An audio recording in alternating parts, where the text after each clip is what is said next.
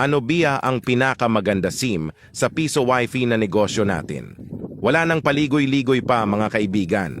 Sa video na ito, tutuklasin natin kung aling SIM card ang pinakamaganda para sa iyong piso wifi business. Lahat nagsima ay malakas depende sa setup. Una sa lahat, siguraduhin na alam mo kung saan ang pinakamalapit na cell tower sa inyong lugar. Ito ang unang hakbang upang matiyak na makuha mo ang pinakamahusay na signal para sa iyong piso wifi. Kapag alam mo na ang tower na may line of sight dito, inirerekomenda ko ang Globe Tattoo 93680 B525 Mamba modem. Maaari mong mabili ito sa link na nasa description ng video. Huwag kang bumili ng mga mumurahing modem na hindi open line. Mapapamura ka lang. Ang open line modem ay ibig sabihin, pwede mong isaksak ang kahit anong SIM card dito.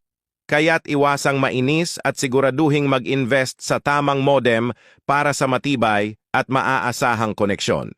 Ngunit, hindi pa tapos diyan. Kailangan mo rin ng antena para sa mas mabilis at mas malakas na signal. Ang inirerekomenda ko ay ang parabolic feed horn antenna. Maaari mo rin itong mabili sa link na nasa description ng video. Kapag na-determine mo na ang lahat ng kailangan mong malaman, pwede na tayong mag-proceed sa mga SIM card. Para sa Smart, may tatlong klase ng unlimited data SIM. Ang una ay ang selected SIM na may only 199 para sa 7 araw, 599 para sa 30 araw, 1,099 para sa 60 araw, at 1,499 para sa 90 araw. Mahirap ito hanapin kaya't mahal sa Shopee. Meron akong link sa ibaba para sa mga interesado. Sunod ay ang Rocket SIM na 699 lang para sa 30 araw. Ito ay hindi gumagana sa modem, ngunit may tutorial ako kung paano paganahin ito sa pamamagitan ng pagpapalit ng IMEI. Link nito ay makikita rin sa description.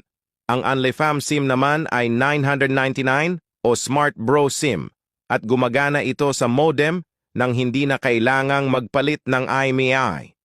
Ito ang mairecommend ko sa mga hindi techie at sa Globe naman ang Gomo SIM na 799 lang.